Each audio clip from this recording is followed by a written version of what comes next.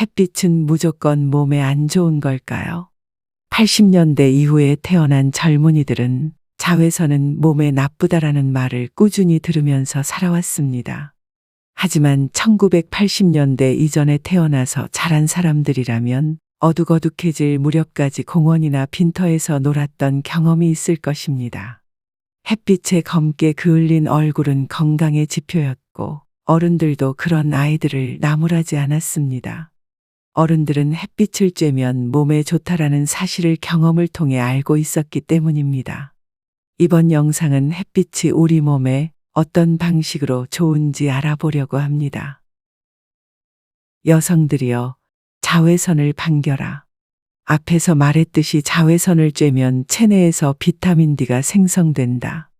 아는 사람은 알고 있겠지만 비타민 D는 보편적으로 많이 알려진 비타민은 아니다. 여기에는 이유가 있다. 바로 비타민 D는 음식으로 섭취할 수 있는 영양소가 아니기 때문이다.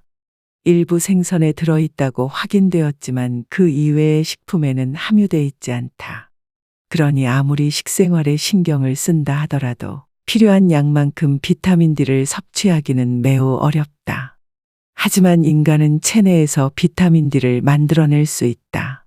그것은 햇빛, 정확히 말해 자외선을 충분히 쬐므로써 가능하다.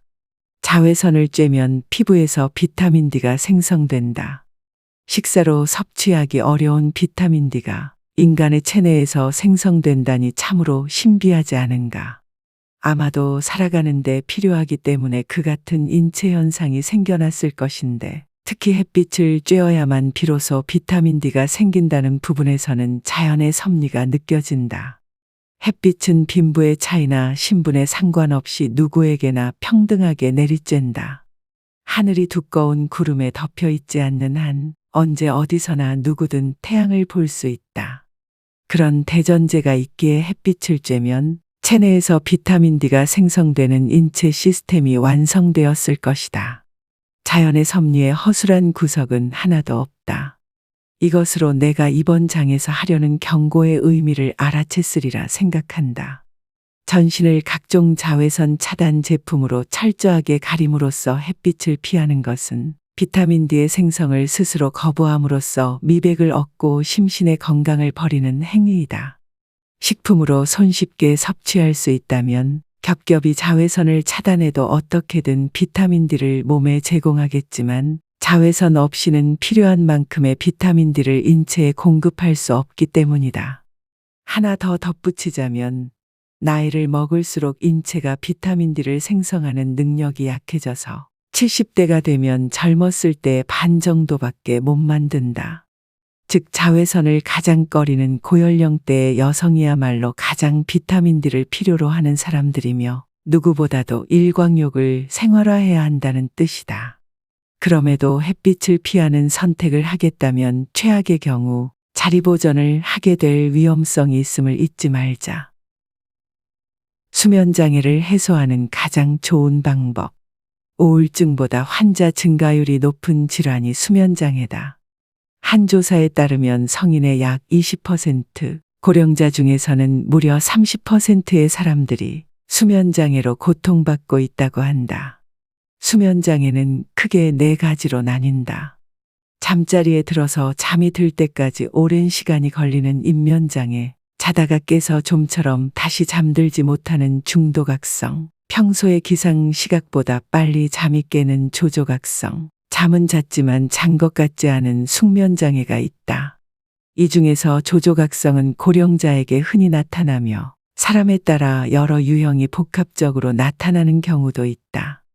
병원에 가면 수면장애를 해결하는 방법의 하나로 수면제를 처방하는 경우가 많은데 그리 좋은 방법이 아니다. 약이 없으면 잠을 잘 수 없다라는 새로운 불안감을 형성해 약물에 의존하게끔 만들기 때문이다. 수면장애 역시 인공조명의 발달로 자연광에 노출되는 시간이 적어진 현실이 큰 영향을 미쳤다고 본다. 다들 잘 알고 있겠지만 인간에게는 체내시계란 것이 있다. 체내시계는 인간뿐만 아니라 지구상의 모든 생물이 갖고 있는데 체내시계가 만들어내는 생체 리듬이 무너지면 수면장애 등을 유발한다. 그러므로 아침 햇빛을 받아 깨어나는 생활을 함으로써 체내 시계를 원래 상태로 되돌리는 것이 수면 장애를 해결하는 가장 안전한 방법이다. 주로 밤 근무를 해 도저히 태양의 움직임과 흐름이 같은 생활이 어려운 경우도 있겠지만 인간이 원래 활동하던 리듬으로 체내 시계를 되돌린다면 수면 장애가 크게 개선될 수 있다.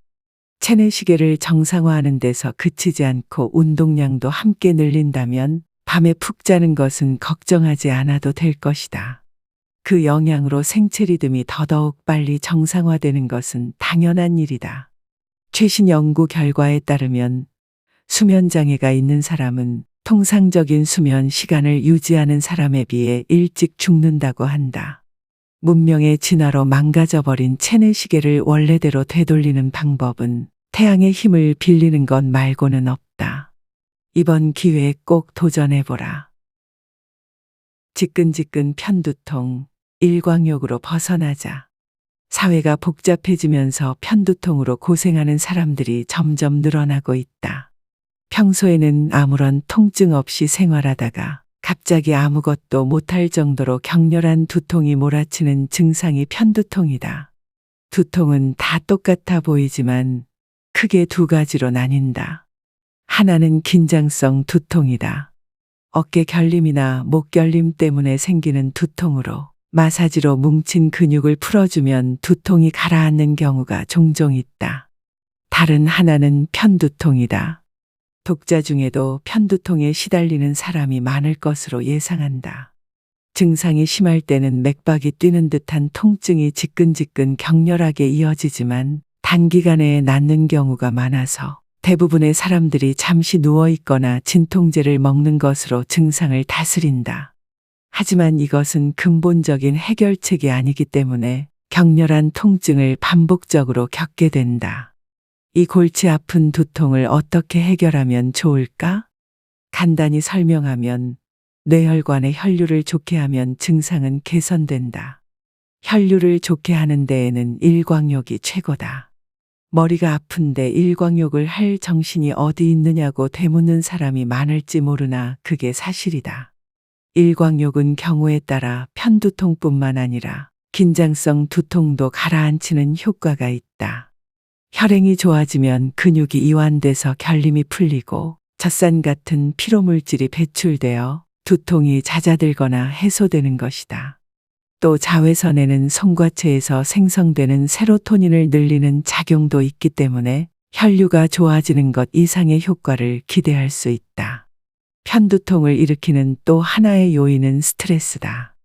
햇빛 대신 인공조명에 의지해 생활을 하면 스트레스가 증가한다. 편두통도 현대병의 일종인 것이다. 그러니 일광욕을 해서 스트레스 발생 요인 중 하나라도 없애는 것이 편두통을 예방하는 데도 좋다.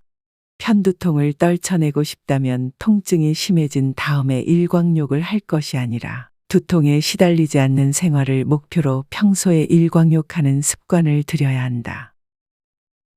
태양은 치아에도 혜택을 주었다. 일광욕을 하면 치아도 건강해진다. 치아는 뼈와 마찬가지로 칼슘의 힘으로 견고함을 유지한다.